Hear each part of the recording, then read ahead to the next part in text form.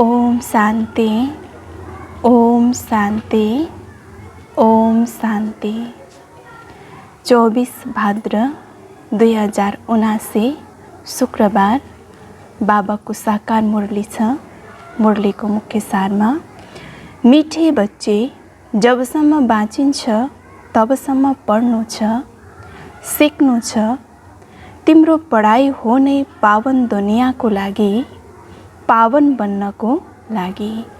आज बाबाले मुरलीको सारमा भन्नुहुन्छ कि जबसम्म बाँच्नु छ अथवा जबसम्म बाँचिन्छ तबसम्म यो पढाइ पढ्नु छ, सिक्नु छ। र यो पढाइ हामी किन पढ्छौँ भन्दा पावन बन्नको लागि र पावन बनेर नयाँ दुनियाँमा जानको लागि यो पढाइ हामी अहिले पढिराखेका छौँ। प्रश्नमा बाबाले कुन गुणमा बच्चाहरूलाई आफू समान बनाउने शिक्षा दिनुहुन्छ? बाबाले कुन गुणमा बच्चाहरूलाई आफू समान बनाउने शिक्षा दिनुहुन्छ? उत्तरमा बाबा भन्नुहुन्छ, प्यारा बच्चाहरू, जसरी म निरहङ्कारी छु त्यसै गरी तिमी बच्चाहरू पनि म समान निरहङ्कारी बन। बाबाले नै तिमीलाई पावन बन्ने शिक्षा दिनुहुन्छ। पावन बन्नाले नै बाबा समान बन्न सक्छौँ। दोस्रो प्रश्नमा जब बुद्धि असल बन्छ त्यसपछि कुन चाहिँ ज्ञान बुद्धिमा स्वतः बस्छ? उत्तरमा बाबा भन्नुहुन्छ, म आत्मा के हुँ, मेरो पिता परमात्मा के हुनुहुन्छ, उहाँको के पाठ छ, आत्मामा कसरी अनादि पाठ भरिएको छ जुन खेलि नै रहन्छ। यी सबै कुरा असल बुद्धि भएकाले नै बुझ्न सक्छन्। त बाबाले दोस्रो प्रश्नमा सोध्नुभएको थियो, जसको असल बुद्धि अर्थात् स्वच्छ बुद्धि छ, त्यसपछि कुन चाहिँ ज्ञान त्यो बुद्धिमा बस्न सक्छ त? बाबाले उत्तरमा भन्नुभयो कि म आत्मा के हुँ, म कस्तो आत्मा हुँ, मेरो पितासँग के सम्बन्ध छ र उहाँको पाठ के हो। यो सबै कुराको ज्ञान स्वच्छ बुद्धिमा नै बस्न सक्छ भनेर बाबाले उत्तरमा भन्नुभयो। गीत धीरज धर्मनवा। ओम शान्ति। बेहदका मातपिता मिल्नुभयो त्यसैले धैर्य मिल्यो। कसलाई? आत्माहरूलाई वा जीवात्मा बच्चाहरूलाई। आत्मा एक सानो बिन्दु हो। दुनियाँमा एउटा पनि मनुष्य छैन जसको बुद्धिमा हुन्छ आत्मा एउटा बिन्दु समान तारा हो। दुनियाँमा कसैलाई पनि यो ज्ञान छैन कि म आत्मा बिन्दु समान सूक्ष्म सितारा हो भन्ने ज्ञान छैन भनेर बाबाले भन्नुहुन्छ। तिमीलाई थाहा छ हाम्रो यति सानो आत्मामा 84 जन्मको 5000 वर्षको पाठ 5000 वर्षको पाठ छ। अरू आत्माहरूमा त यति पाठ भरिएको छैन। मनुष्य आत्माहरूको बुद्धि कति कमजोर भएको छ जसले गर्दा बुझ्दैन। परमात्माको लागि त भनिदिन्छन् उहाँले 84 जन्म वा 84 लाख जन्म लिनुहुन्छ। तिमी बच्चाहरूलाई थाहा छ यति सानो आत्मामा 84 जन्मको अविनाशी पाठ निश्चित छ। त्यसलाई भावी भनिन्छ नि। कति सानो बिन्दु आत्मा छ जसमा सबै आत्माको अविनाशी पाठ निश्चित गरिएको छ। त्यो कहिले मेटिँदैन, मेटिनेवाला पनि छैन। कति ठुलो अचम्म छ। तिमीहरूमा पनि कोही छन् जसले यो कुरालाई जानेका छन्, फेरि भुल्छन्। यो धारणा गर्नु छ अरूलाई सम्झाउनको लागि। परमपिता परमात्मालाई करण करवाहनहार भनिन्छ। उहाँले पनि गर्नुहुन्छ सिकाउनको लागि।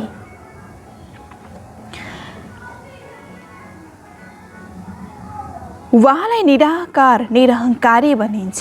यसको अर्थ पनि कसैले बुझ्न सक्दैनन्। यो गुण बच्चाहरूलाई नै सिकाइन्छ। बच्चाहरूले पनि यस्तै निरहङ्कारी बन्नुहुन्छ। ज्ञान सागर हुनुहुन्छ, त्यसैले ज्ञान पनि सुनाउनु पर्छ नि।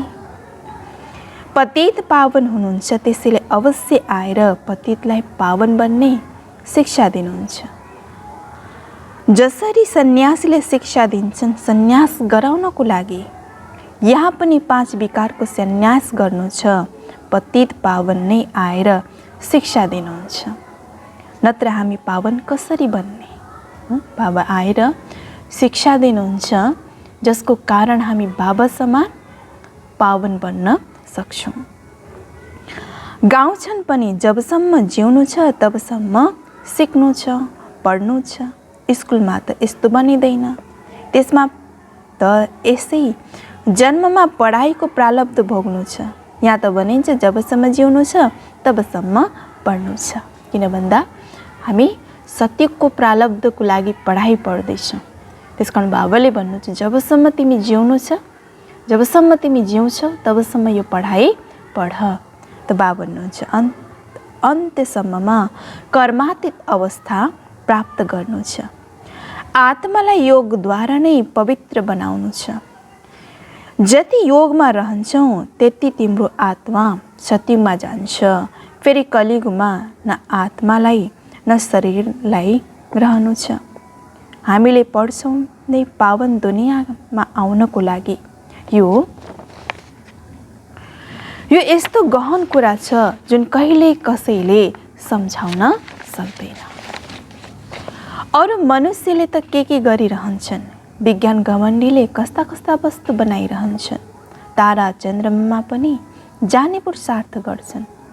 तिमीलाई थाहा छ यसबाट कुनै जीवन मुक्ति मिल्दैन। थोरै अल्पकालको क्षणभङ्गुर सुख मिल्छ। एरोप्लेनबाट सुख पनि मिल्छ, दुःख पनि मिल्छ। भोलि दुर्घटना भयो भने दुःख हुन्छ। पानी जहाज डुब्छन्, ट्रेनको दुर्घटना हुन्छ। बस्दा बस्दै पनि मनुष्य हर्टफेल हुन्छन्। सुखधाम त हो नै बेग्लै। त्यहाँ सदैव सुख नै सुख हुन्छ। जसरी दुनियाँमा जे पनि सुख छ त्यो हो नै अल्पकाल, काख बिस्टा समान। तिमी बच्चाहरूलाई अहिले धेरै असल बुद्धि मिलेको छ। म आत्मा के हुँ, मेरो पिता परमात्मा के हुनुहुन्छ, उहाँको पाठ के हो, हाम्रो पाठ के हो, सारा बुद्धिमा ज्ञान छ। तिमी बच्चाहरूमा पनि सबैको 84 जन्म बनिँदैन। सबै कहाँ सतयुगमा एकैसाथ जन्म आउँछन् र त्यसैले सबैको पुरा 84 जन्म बनिँदैन। चन्द्रवंशीमा पनि पछाडिसम्म आइरहन्छन्। वृद्धि हुँदै जान्छ, जन्म थोरै हुँदै जान्छ। यो विस्तारको कुरा हो। वृद्धहरूलाई पहिला अल्प बेमाथि पक्का गराउनु छ। अल्प माना बाबा, बेमाना बाबाले दिने बादशाही। यो त बिल्कुल सही कुरा हो नि। स्वर्गको बादशाही थियो। हामी सारा विश्वका मालिक थियौँ। अरू कुनै राज्य थिएन। जो रुद्रको माला बन्छन् त्यही फेरि विष्णुको माला बन्छन्। यो सङ्गम युगमा हैन, शिव बाबा रुद्रको जो माला बन्छ उनै सतयुगमा गएर फेरि विष्णुको गलाको माला बन्छ। अर्थात् चन्द्रवंशी सूर्यवंशी घरानामा जान सक्छ। यो ज्ञान तिमी बच्चाहरूलाई मिलेको छ। आत्मा के हो, परमात्मा के हुनुहुन्छ, उहाँको रूप के हो, कस्तो आकार छ, यो सबै कुरा अहिले तिम्रै बुद्धिमा छ। कति सानो आत्मा छ जसलाई पनि भक्ति मार्गमा धेरै मेहनत गर्नुपर्छ। परमात्मालाई पनि भक्ति मार्गमा धेरै मेहनत गर्नुपर्छ। द्वापरदेखि कलियुग अन्तसम्म अथवा सङ्गमको अन्तसम्म बनिन्छ। उहाँको पाठ चल्छ। यो सबै तिमीलाई थाहा छ। तिमीले भन्छौ यो सबै कल्प पहिला पनि भएको थियो। आजभन्दा 5000 वर्ष पहिला पनि भएको थियो। एउटा अखबारमा सधैँ राख्छन् 100 वर्ष पहिला के भएको थियो। 100 वर्षको कुरा त सहज छ। अखबारबाट निकालेर झट्ट बताउँछन्। त्यो हो टाइम्स अफ इन्डिया खबर।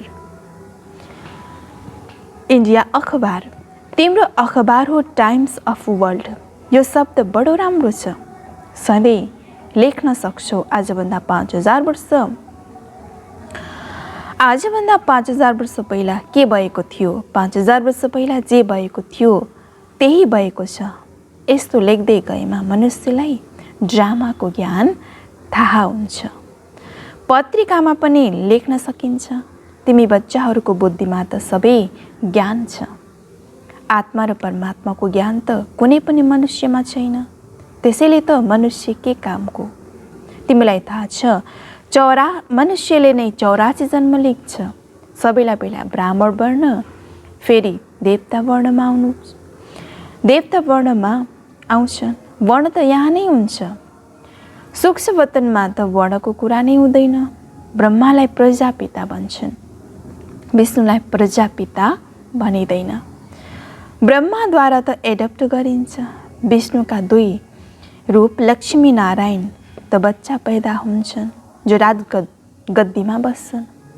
शङ्करलाई पनि प्रजापिता बनिँदैन, यो पनि जान्दैनन्। यस्तो यस्तो भावना हुन्छ, जस्तो जस्तो भावना हुन्छ त्यस्तै त्यस्तै साक्षात्कार हुन्छ। बाँकी त्यहाँ कुनै सर्प आदिको कुरा हुँदैन। बैल पनि त्यहाँ हुन सक्दैन। सूक्ष्म वतनमा त हुन्छ नै देवताहरू। सूक्ष्म वतनमा जान्छौ, बगैँचा फल आदि देख्छौ, के त्यहाँ बगैँचा छ? बाबाले साक्षात्कार गराउनुहुन्छ, बाँकी केही हुँदैन। बुद्धिले भन्छ त्यहाँ सूक्ष्म वतनमा वृक्ष आदि हुन सक्दैनन्। यो अवश्य साक्षात्कार मात्र हुन्छ। साक्षात्कार पनि यहाँको गराउनुहुन्छ। यो सबै हो साक्षात्कार। यसलाई जादुगरीको खेल भनिन्छ। यो कुनै ज्ञान होइन। मनुष्यले मनुष्यलाई वकिल बनाउँछन्, त्यसलाई कुनै जादु बनिँदैन। उनीहरूले विद्या दिन्छन्। उहाँले तिमीलाई मनुष्यबाट देवता बनाउनुहुन्छ, नयाँ दुनियाँको लागि। त्यसैले जादुगरी भनिन्छ।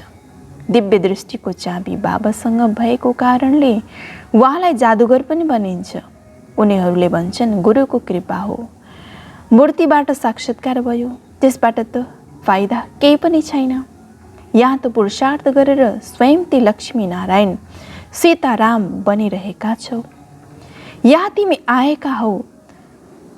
आएका छौ सूर्यवंशी चन्द्रवंशी राजा रानीको राजधानीको राजा बन्न। पहिला मुख्य कुरो हो, कोही नयाँ आउँछन् भने त्यसलाई बाबाको परिचय देऊ। ब्रह्म तत्त्व महतत्त्व शिव बाबा निराकारलाई कुनै ब्रह्म तत्त्व बनिँदैन। एक एक शब्दको अर्थ छ नि। तिमी ईश्वरीय बच्चा हो, यस्तो होइन सबै ईश्वरका रूप हुन्। यो कुरा बाबा बसेर सम्झाउनुहुन्छ। बाँकी साक्षात्कार आदि त गफ हो। यसको आश राख्नु हुँदैन। सम्झन्छन् अहिले स्वयं बाबा आउनु भएको छ, त्यसैले साक्षात्कार गराउनुहुन्छ। तर यो सबै फाल्तु कुरा हो। किन भन्दा साक्षात्कारले हाम्रो ऊँचा पद हामीले प्राप्ति गर्न सक्दैनौँ। त्यसकारण बाबाले भन्नुहुन्छ कि साक्षात्कार भनेको त फाल्तु हो। फेरि साक्षात्कार नहुनाले निराश भएर पढाइ छोडिदिन्छन्। साक्षात्कारमा राजकुमारलाई देख्छन् अनि सम्झन्छन् मैले यो बन्नु छ, खुसी हुन्छ। धेरैजसो राजकुमारको नै साक्षात्कार हुन्छ। यदि विचार गर्यो भने त मुकुटधारी त सबै भन्छन्। स्त्री पुरुषमा भिन्नता आउँदैन। स्त्रीको लामो कपाल हुन्छ, थोरै अनुहार फरक हुन्छ। आत्मा कति छन्? एकको नाम रूप मिल्दैन अर्कोसँग। आत्मामा अविनाशी पाठ हुन्छ जुन कहिले परिवर्तन हुन सक्दैन। कस्तो अचम्मको खेल बनेको छ। आत्मालाई अनादि पाठ मिलेको छ। बाबाले कति सहज बनाएर सम्झाउनुहुन्छ। केवल त्रिमूर्ति चित्र सामने गएर बस अनि बुद्धिमा सारा चक्र आउँछ। उहाँ शिव बाबा हुनुहुन्छ, यहाँ ब्रह्मा हुनुहुन्छ जसद्वारा ब्राह्मण रच्नुहुन्छ। अहिले कलियुग छ, फेरि सतयुग आउँछ। चित्रको सामुन्ने खडा हुनाले जस्तै सारा विश्वको खेल बुद्धिमा आउँछ। कसरी चक्र घुम्छ, खेलको को हो छन् यो सबै थाहा हुन्छ। सधैँ चित्रलाई हेरिराख, विचार सागर मन्थन गरिराख। यो नर्क हो, यो स्वर्ग हो, यो सङ्गम हो। कति सहज छ। सधैँ अभ्यास गर्नाले बुद्धिमा उज्यालो आउँछ, अर्थात् बुद्धि स्वच्छ बन्दै जान्छ, बुद्धिमा ज्ञानको रोशनी बढ्दै जान्छ। लक्ष्मी नारायण राधा कृष्णको लागि पनि लेख। ब्रह्माद्वारा सत्यको वर्षा मिल्छ। लक्ष्मी नारायणलाई यो प्रारब्ध कसरी मिल्यो? अवश्य सङ्गममा नै हो। जुन बेला यो कर्म गरे, अन्तिम जन्ममा पुरुषार्थद्वारा उनीहरूले यो प्रारब्ध पाएका हुन्। यस्ता यस्ता विचार बुद्धिमा आउनुपर्छ। फेरि चित्रहरूको पनि आवश्यकता पर्दैन। बुद्धिमा सबै वास्तविकता आउँछ।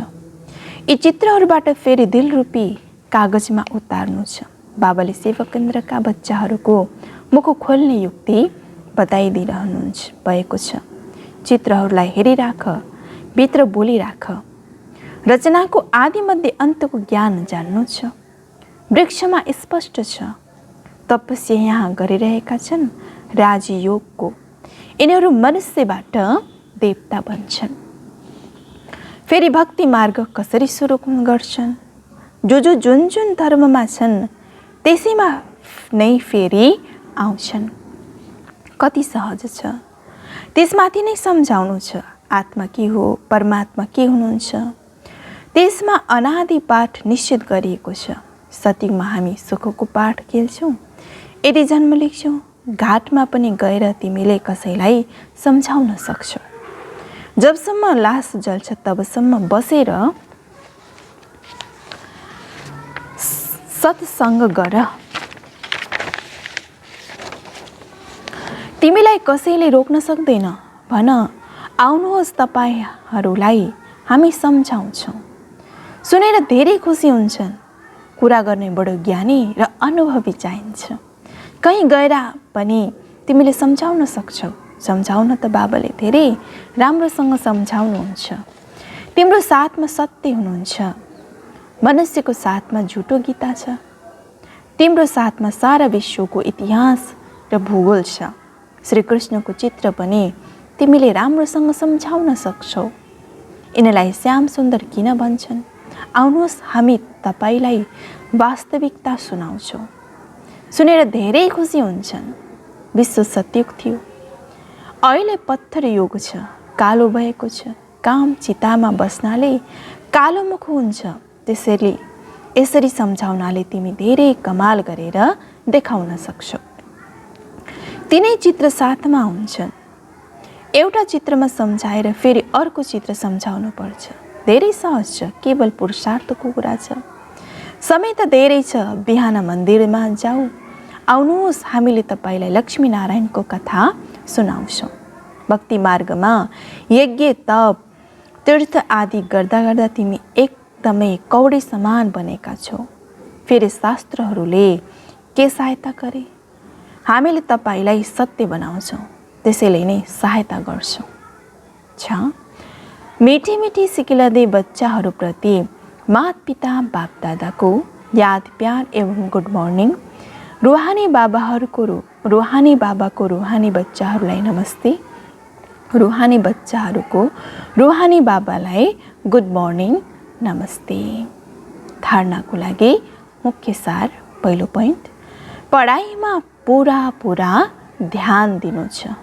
बाँकी साक्षात्कार आदिको आश राख्नु हुँदैन। निराश भएर पढाइ छोड्नु हुँदैन। दोस्रो नम्बर, चित्रहरूलाई हेर्दै विचार सागर मन्थन गरेर हरेक कुरा दिलमा उतार्नु छ। राजयोगको तपस्या गर्नु छ। वरदानमा दिनुहुन्छ बाबाले, आफ्नो मस्तकमा सदा बाबाको आशीर्वादको हात अनुभव गर्ने विघ्न विनाशक भव। दाजु बाबाले वरदानमा दिनुभयो कि विघ्न विनाशक बन। र विघ्न विनाशक बन्नको लागि बाबाले भन्नुहुन्छ कि सदा आफ्नो मस्तकमा बाबाको आशीर्वादको हात अनुभव गर, तब तिमी विघ्न विनाशक बन्न सक्छौ भनेर बाबाले वरदानमा दिनुभयो। विस्तारमा, विघ्न विनाशक उही बन्न सक्छ जसमा सर्वशक्ति हुन्छ। सदा यो नशा राख, म मास्टर सर्वशक्तिवान हुँ। सर्वशक्तिवानलाई सर्वशक्तिलाई समयमा कार्यमा लगाऊ। जुनसुकै रूपमा माया आओस्, तर तिमी नलेजफुल बन। बाबाको हात र साथको अनुभव गर्दै कम्बाइन्ड रूपमा रहने गर। दिनहुँ अमृत बेला विजयको तिलक स्मृतिमा ल्याऊ। अनुभव गर बापदादाको आशीर्वादको हात मेरो मस्तकमा छ। त्यसपछि विघ्न विनाशक बनेर सदा निश्चिन्त रहन्छु। स्लोगन: सेवाद्वारा अविनाशी खुसीको अनुभूति गर्ने र गराउनेवाला नै सच्चा सेवाधारी हो। सेवाद्वारा अविनाशी खुसीको अनुभूति गर्ने र गराउनेवाला नै सच्चा सेवाधारी हो। ओम शान्ति।